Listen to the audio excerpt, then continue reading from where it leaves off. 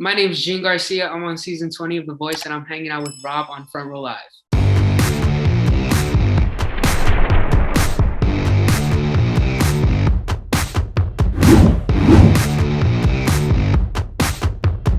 First of all, I just want to congratulate you with your success so far on The Voice.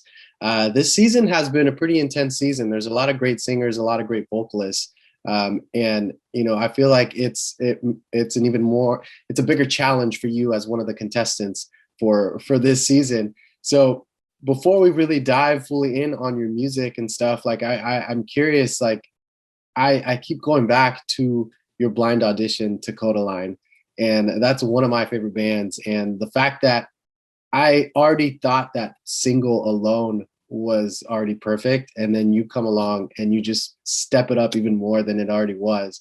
So something that I didn't think would be possible, but you did it. So first of all, talk to me about why you chose Kodaline. What is it about that song in particular that made you want to use that as your blind audition, and how did you make it your own?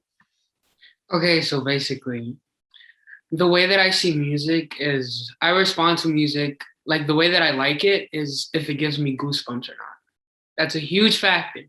So when I first heard the song, when I heard that chorus that it says, "If you love me, why'd you leave me?" Literally, that line literally goosebumps ran up and down my body. So I was instantly, okay, this is my song. This is my song. So basically, I don't have many songs like everyone else that I sing, but the ones that I do sing really do mean a lot to me. So it takes a lot for me to take a song and try to make it my own. And the process that I do to make it my own is just I sing it over and over again, and I just tweak it to how I feel comfortably. So the way that I felt comfortably was with a guitar and just stripping it down, acoustic.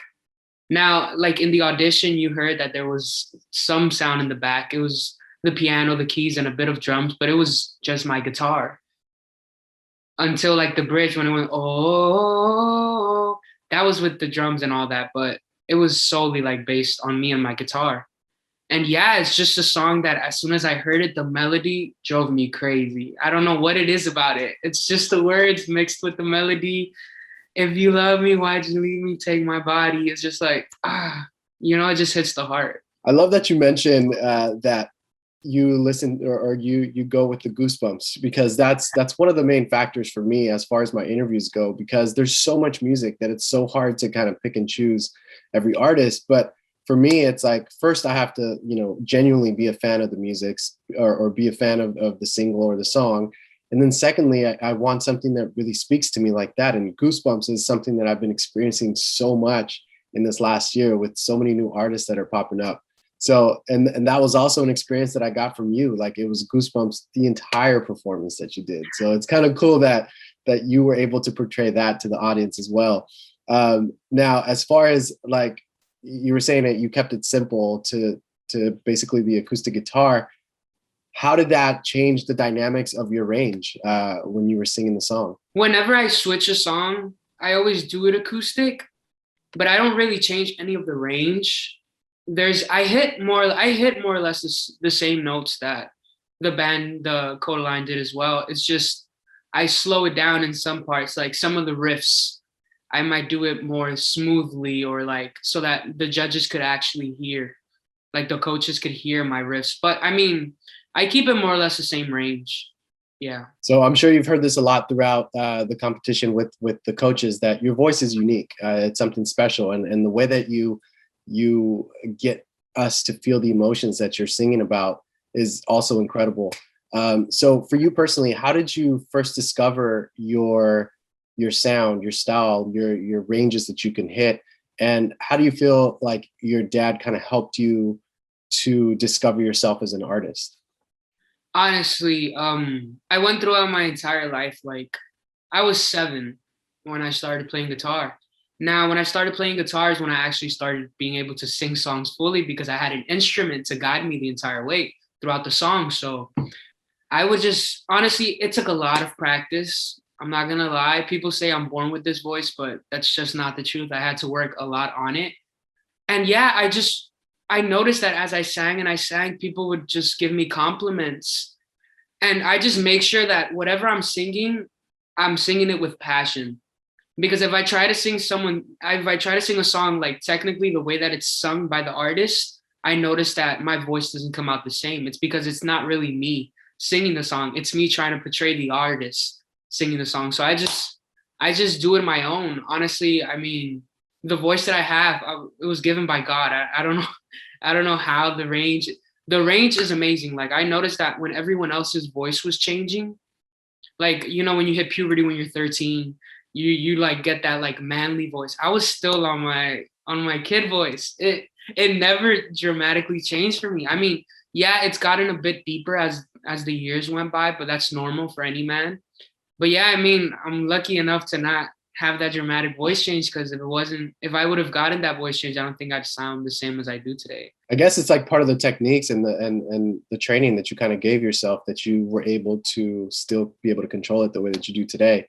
Now, the fact that you have this particular voice, like, do you feel like that challenges you in what kind of songs you can pick and choose for the performances on The Voice? Yeah, I do feel like the voice that I have is for soft pop type of songs. Like for instance, you have Bruno Mars. He's like amazing, but his song's very like dancey and uplifting. And I feel as though with my voice, you won't be able to get everything that I have if it's all rushed. Like I need a song that lets me express my emotions through it, usually sad, sometimes a bit happy, but I need to get the message across. And I feel like sustaining notes is very important for me. And yeah, just like love songs that are kind of slow just allow me to do that. So when I'm picking my songs, I know that where I thrive is in the area where it's popish kind of love songs, but not really like upbeat, but just kind of like Kodaline, for instance. Like I love them. And as far as like sustaining your voice, it's also complicated to control it when you're sustaining your voice, especially in the range and the register that you sing at. So how did you go about like learning how to control your vocal aspect whenever you're singing music? Honestly, I do a lot of vocal warm-ups and a lot of vocal training, but practice. I just singing the song 1,000 times. There's nothing better to get prepared than actually doing it. Like, yeah, there's a million exercises out there, but honestly, the one thing that will get you prepared the most is doing it over and over, what you're gonna do. So I sang that Kodaline song 1,000,000 times before I got up on that stage. I made sure that every note was easy for me to hit. And the only way that I could get to that is practicing it over and over and over again. I mean, I was basically singing it in my sleep at that point. It was just ingrained in my head. Like, yeah, all I did was practice. Now that's the crazy part, because for the blind auditions, you have so much time to practice it 1,000 times, like you kind of mentioned. But now that you're on the live show, it's almost impossible to have that kind of time to be able to practice it as many times as you want. And just recently with your battle with Riley, which I don't know why they put you two together, because that was such a challenge in itself. But like doing this song like Ariana Grande's POV, how were you able to perfect it the way that you did for this performance, knowing that you don't have that amount of time that you did when you were doing Kodaline? Yeah, okay. So the thing with POV by Ariana, it's Ariana. Like I think it's disrespectful to cover an Ariana song. And I used to think it was impossible for a male, because the range that she has is unlimited. She hits these high notes and then she goes down, and then it's crazy. So when I first got the news that I got POV, I was like, breathe in, Gean, like it'll be okay.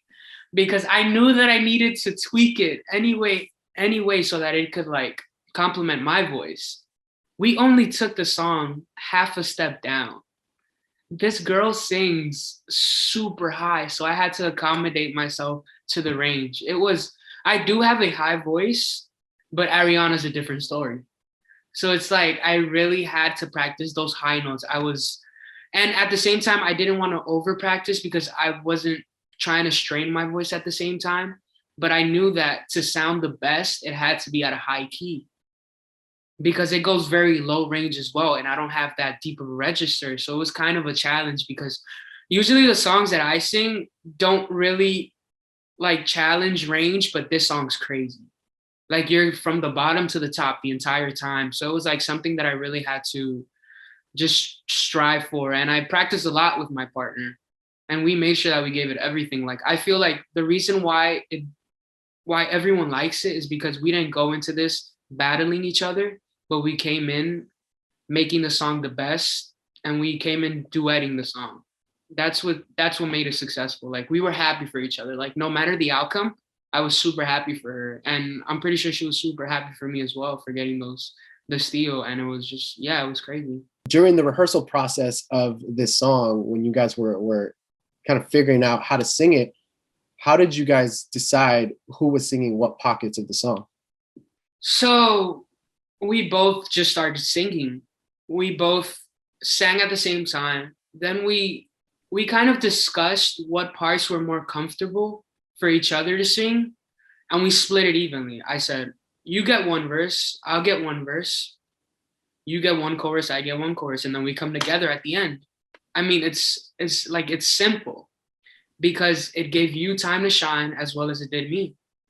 So it was perfect because we came into agreeing that this part was better for me and that part was better for her. Like it was super easy. That's what I really appreciated about her. Like she was very open. And yeah, I'm super grateful for Riley. That performance got you a steal to Team Legend.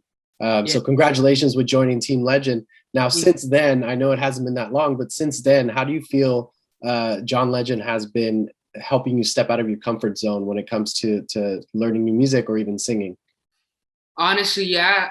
From the critique that he gave me, I don't know if you remember, but he said just open my mouth up a bit more, so I can the vowels. I've taken that into consideration heavily with this next new song that we came to choose, which I can't reveal yet. But yeah, it's just a matter of keeping my ears open. And he's a great coach, honestly. He has great critiques. We've talked a couple times, and yeah, he's given me great feedback. But I feel like if I just keep my ears open and don't get so like ignorant and just hear him out, he has great feedback to give. I just need to take that into consideration and perform the best I can. Do you feel you get stubborn when you're working on music, since you kind of mentioned that right now? Oh no, no, no. I don't get stubborn at all, but I just try to always remind myself that it's great. Like he's a legend. It's in the name. You know what I mean? Like all of me is the greatest hit.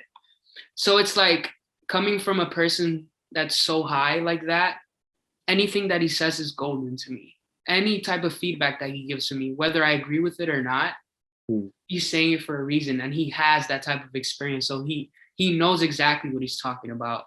So everything is worth listening to. But I'm not stubborn at all when it comes to my music with the critique, because I always try to keep my ears open, because it's very important that we take other people's opinions into consideration, because what we hear is just what we hear. That's our own opinion. But there's many opinions. Like the fans is what makes you an artist. So if you're making music that your fans don't like, I'm not saying to stop doing the music, but also hear them out. You know what I mean?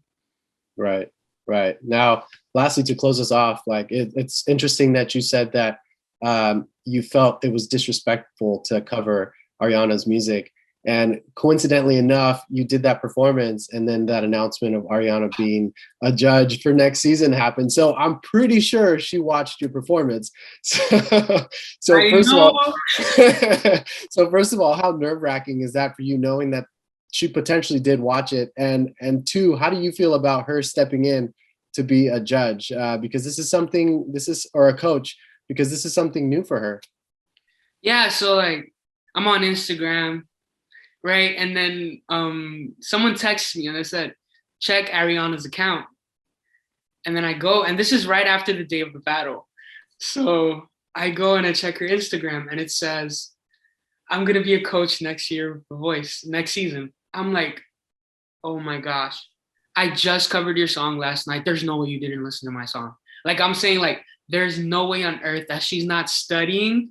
So if she's studying, and we just covered her song last night, and it wasn't just me, there was also another pair, Dana and Devin, that also did another song by Ariana and Justin Bieber, and I was like, oh no, if there's 2 songs in one night, she's definitely listening to us.